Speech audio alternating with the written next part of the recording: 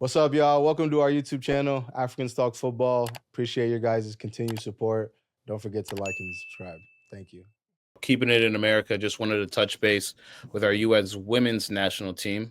We talked about the men's team last week, about their ups and their downs, but women's team just seems to keep on rolling, man. USA played in a friendly against the Brazil a few days ago, won 2-0. Trinity Rodman scored in the 6th minute, and then Lindsay Heaps scored a penalty in the 66th minute.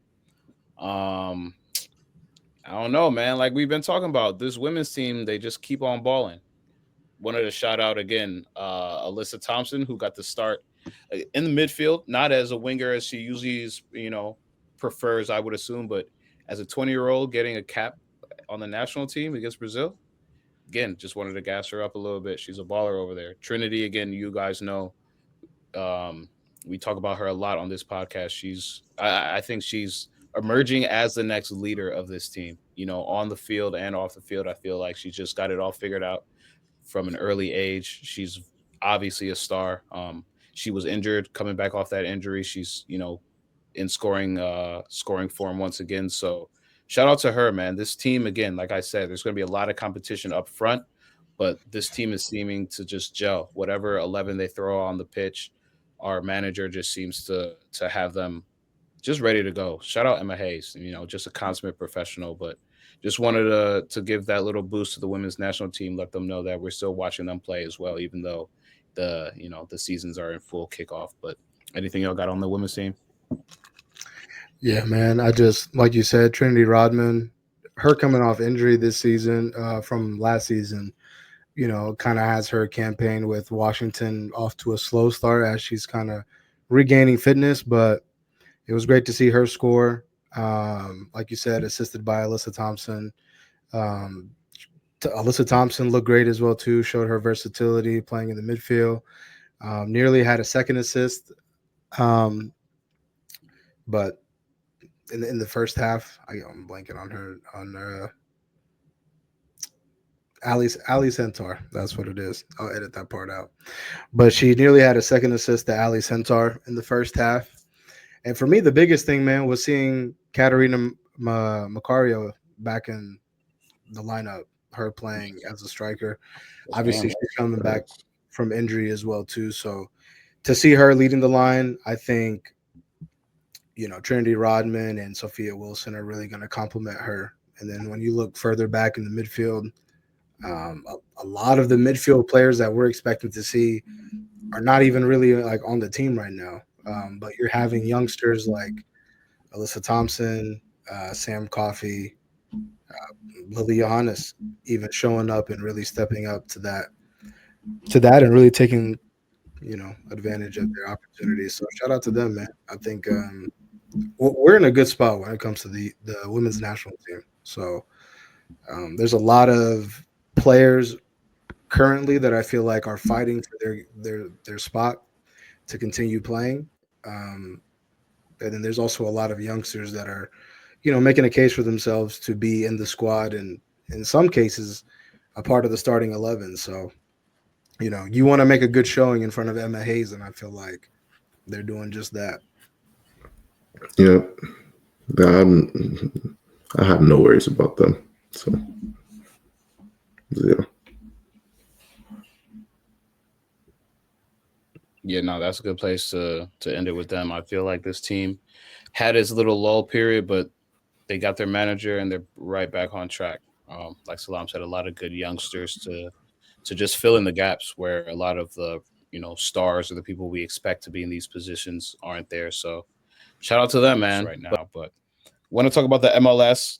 Shout out to the Ohio boys. 6 points out on the weekend, man. Both teams went and got the dub this weekend. Cincinnati with 1 goal to get the secured win, and then it took 2 for Columbus. But I want to start with Cincinnati this week. It's been a while since you guys were able to get the goal. I'll say that again. It's been a while since you guys were able to get the win. Sorry. You guys we won last game. You did win last game. Oh yeah, we did. I'm saying the games before that though.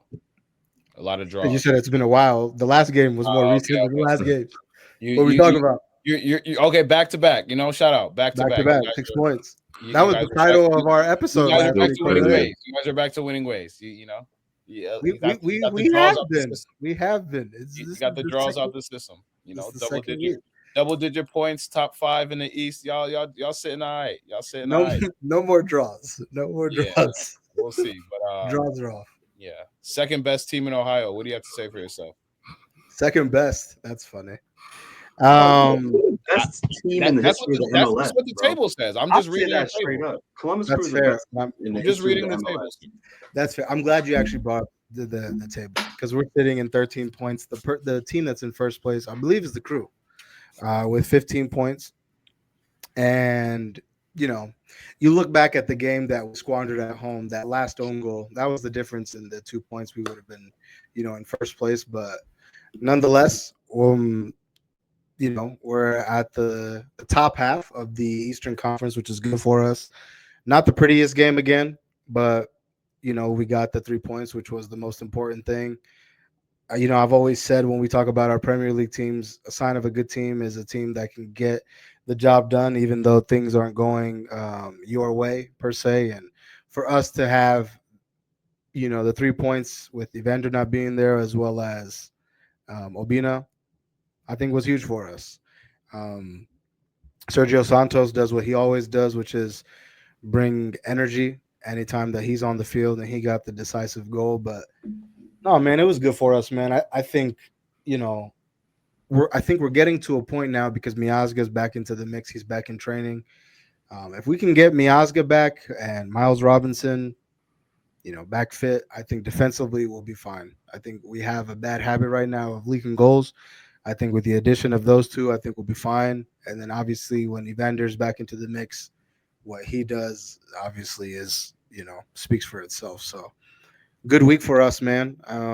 Resiliency is what I took away from this team this past weekend. And if we're able to capitalize with these guys coming back, I think this latter half of the season should be good for us. But we just got to stay healthy, man. Early on this season, we've seen a lot of injuries already. So, yeah, back-to-back weeks with 3 points. So, back to winning ways.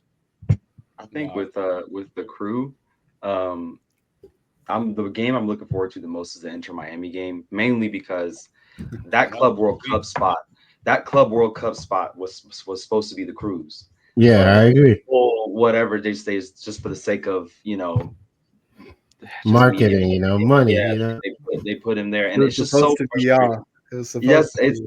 we're supposed to be up there playing against potentially Madrid. I was so excited to see how crazy that would have been to see Columbus Crew, the first team to win the Premier League. I'm sorry, not the Premier League, the MLS, the first team to win to win so many, the first black coach to do. I was like, this is a homegrown team, a team that has fought to keep itself in its city, and they just said, nah, forget it, put that aside. And honestly, this has been, as much as I love Messi, his time in Miami has really exposed a lot of like how the whole structure of football was supporting his just him in every way it can. And it's very frustrating because like this is how you mess up a league, man. This is literally how the MLS has had this issue where this happened before with Pele in the past. It's happened with other big players in Beckham. the 2000s, Beckham, where they just the whole league just falls for a player instead of like still investing in itself. So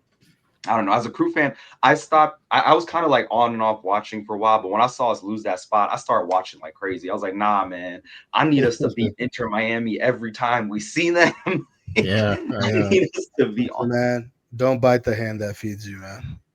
It's not going to happen. If you thought the Columbus Crew were going to get the Club World Cup spot over over Inter Miami, oh, you are naive, my young friend. You are very naive. No, but I'm glad he brought up that point though, because in the last couple of years, I mean, the Crew has been one of the top teams in the MLS. So I feel like natural progression wise, you would feel like we got the spot, but I kind of understand why Miami has it. Kind of makes sense in that aspect of MLS competing on the world stage. which other team are you gonna pick? No, The team that has Messi, or yeah, The team that has into So Salon's I The see. team from Like, Ohio that has terrible Yeah. weather conditions. No You can one's. go to I Miami with a get. beautiful stadium and I like get. I it's get all hard the to stuff yeah. around it, but these are not Like football not like destinations. These Salam are not no, said, big. these we'd were be not very football. naive to think. No, but you're right, Solo. Though I think there's some truth to what you're saying, though, and I'm not disagreeing with your opinion by any means, but I think definitely, what Messi brings, he brings eyes to the United States. Yeah. He brings Yeah. eyes to the league. So I don't really want to get into his because I don't really know all the details of his agreement of him coming to America, but a lot of these things were already kind of prearranged. For him to be representing America's league, you would almost want them to be in there. I hear you in terms of. I'm curious. Is there another MLS team that's in the Club World Cup? Let me look at it real quick. Seattle Sounders, I think. Yeah, well, you want a team to replace there, Yeah. You know what I'm saying? Shout out to them. Shout out to Seattle Sounders. My second home, but if you want a team to replace, there's your team. But oh man. But anyway, speaking of Columbus Crew, though, I mean, still undefeated, man. Still one of two teams that's undefeated. It's us and I believe Miami, right? Inter Miami. Yeah. Top of the league. Top of the Eastern Conference. Let me say that. Top of the Eastern Conference. I don't see FC Cincinnati though. We're not too far, Mike. 13. Hey man, hell is real. Hell is real. It's about to be real. We have to go to that one. Like we'll be there. This year I want to go. But anyways, I want to shout out a manager because at the beginning of the season I said he was, pretty much the bright spot on this squad.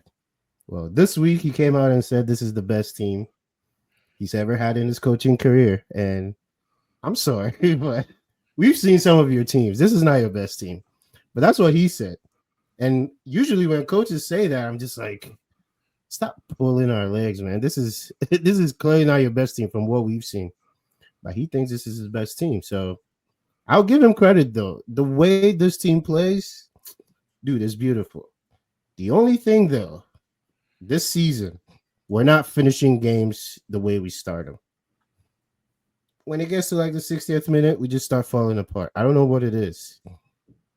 Fitness. But it could be. But it just seems like we start feeling the pressure and then we just fall apart. Somehow we were able to hold on last night. So 2-1 win, top of the league, top of the table in the Eastern Conference. So I can't complain. But in 75 games, this guy has become, tied with Bob Bradley and Bruce Arena now, the most winningest coach in the MLS, 66% percentage. He's won 66% of his games that he's managed. Wow. How long do you guys think this guy's going to be in the MLS? Because I think it's coming. It's coming rather sooner than later. This guy might leave. I don't know. There hasn't been any rumors, but I really rate this coach. I rate him highly. Are you saying he's going to leave because of like how good he's how good he is? Yeah, exactly. I feel like he's slept on, at least around the world. From what we've seen in the MLS, this is a top level coach, and hopefully we're able to hold on to him. But other than that, another shout out, Russell Rowe. He's a big question mark for me, man. Great performance yesterday, man. This he can do that. Goal and assist. I don't think we can just depend on him for the rest of the season. He's good, but for the rest of the season, I don't know. I don't know if we can just hold on to him and depend on him for goals and assists every game. Because this was just his third goal in 7 games. So the goals will come. It's just that we can't depend on him. So hold on. I wanna go back to the manager. Where do you think the manager is gonna go? I don't see him going. Definitely Europe's top 5 leagues somewhere. I think he's really good. He's really good. Where can you see him though? See, I can see him at a Tottenham. I Nah, can don't see do him at a Tottenham because I just So you think setting them up for failure. That's what you setting no, them no, up no, no, no. for Hear me failure. out. Hear me out. Hear me out. It sucks that I'm saying that because Tottenham right now, I feel like it's an interesting project that, well, a manager with an ego probably will take the job just because they think they can change it. But I feel like it's becoming one of those teams that everybody wants to stay away from. That's just me. And I feel like he will take that opportunity because it's a big step up from him for him. So at Tottenham, I think he will take the job. Um, maybe a mid-table club, at Crystal Palace. But I just think that would be just a stepping stone for him, just to get in. But overall wise, I think, bro, give this guy 4 or 5 years, he'll be a top manager. I believe that. Yeah, I mean, I think he's good too. I don't necessarily think he has to go to Europe's top 5 clubs to even get a European, shout. I mean, we look at a lot of these. I mean, look at a lot of these teams that are in the Champions League, but are in, a team like Turkey or Belgium Yeah. or like a Celtic, somewhere like Ireland. I think if he Mhm. goes somewhere off the top 5 to kind of earn his stripes in coaching these European players, he can get a fast track to that big job, because I don't Yeah. think somewhere like Tottenham is going to look at Nancy. No shade, Mhm. but it's like, okay, you've won a few MLS Cups, or you've won an MLS Cup, you've done your thing in Columbus, but are we ready to go take a risk on you? Like, are you ready to go really manage these egos with this? Yeah. So it's a little different, but I'm not mad at that shout, because I think he is a top manager. I really do. Mhm. I hear what you guys are saying. I would like to kind of go at it a different route. And I would say I would like to see him on the international stage, because one thing that he's shown that he can do is assemble teams, build teams. And he was Mhm. actually on the short list of managers Oh, after yeah. Greg Berhalter got relieved of his duties for U.S. men's national team. It was actually between him, Jurgen Klopp, Steve Cherundolo, who is the coach for LAFC right now, Thierry Henry, and him. So I think, he'd be a great fit for the U.S. men's national team. He's shown that he can win here. He understands the culture. And I really feel like that's the biggest disconnect right now with the national team in terms of the manager and the players. Yeah, we have Poch in here now, but I don't know, man. Look at someone like Emma Hayes. We talked about Emma Hayes earlier, and like the connection that she's not American, and Wilfried Nancy's French, and like but they're not Yeah. American by any means, but they have shown that they're able to connect with the culture. So I think that's the biggest thing. So after the MLS, I would love to see him take over for the men's national team. Hmm. I'm not mad at it. I'm not mad at that at all. It's a great shot. I as far as the MLS, I just wanted to highlight a few. I just wanted to highlight Diego Luna for Real Salt Lake, 21-year-old. Last year he was actually MLS Young Player of the Year. He was also MLS All Star. He had a brace this past weekend for Real Salt Lake. He's been balling. On the international stage, he has caps for the U.S. team, and then for Real Salt Lake, like I said last year, he was one of those players to look out for. 8 goals, 8 assists in the league last year.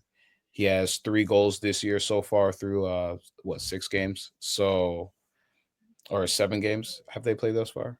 They believe it's seven Yeah. games now. But yeah, man, Diego Luna, I was able to watch some of that Real Salt Lake game, and I saw his name and it popped up, so I had to look him up, and I was like, oh, you have actually had some international experience. So this is one of the guys to look out for. I know we were talking about the men's league team last week, and who's going to step up. I think this Diego Luna guy is going to be one of the names we see in the next couple of years for sure. Now he resonated really well with the fans of the U.S. men's national team, because I mean the last time we saw the team play, I think there was a lot of question marks of Mhm. effort and commitment, and Diego Luna's a dog. Mhm. Like he works, and Yeah.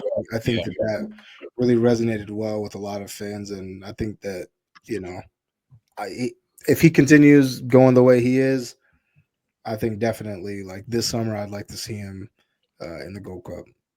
And the thing with me, and I think we need this, is he's a winner, man. Like, and what escapes a lot of us sometimes is that winning mentality is something that you can't teach. You know, like a lot of these guys for sure, you know, growing up, they were the best players amongst their mates. That's why they're playing professionally now. But there's something that, you know, once you get to a certain level and you stop winning, you kind of lose that extra competitive edge. You know what I mean? Because if you're not somewhere that's competing for trophies, or you're going far in tournaments, you kind of lose that extra, like, I know it hurts today, but I'm gonna need to go that extra mile just because I know we have a match this weekend for potentially get to the semifinals, or we're in the semifinals. If we win tonight, we're going to the finals, and that's really what it's all about.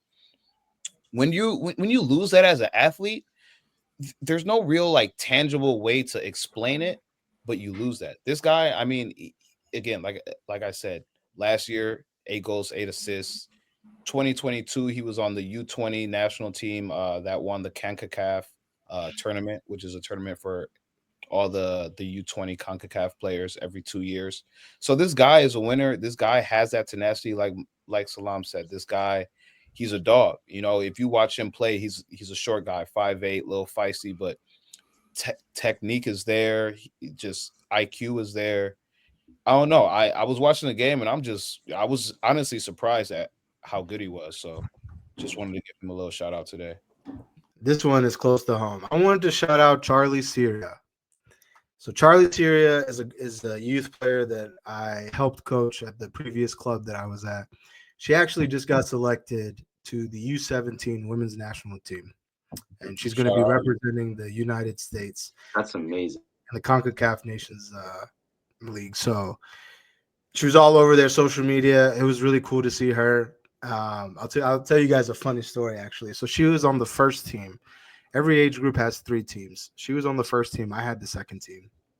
And shout out to Chris Black. He was the one coaching the first team. Him and I had a scrimmage. And so, mind you, she's at the center circle. Whistle blows. I turn around, and to my 6 players, I just give them their subs. This is who you're taking. This is who you're taking. By the time I got done talking to the 6th player, and I turned around and I looked onto the field, I heard everybody get loud. She's in our 18-yard box. She's in 1-on-1. Bang, 1-0. And this is probably, no exaggeration, this is probably 6-7 seconds into the game. And I looked over at Chris, and Chris looked at me and was like, "Buckle up, buddy. She's good." So yeah, man, shout out to her, man. A really proud moment for her. What she's doing over at Ohio Elite. So definitely would love to have you on at some point. She actually just committed to Notre Dame too, not too long ago. So congrats. Go Irish, man. Shout out to Charlie. I'll go check her out one of these days. Notre Dame isn't too far. So she's a dog, man. She's a dog.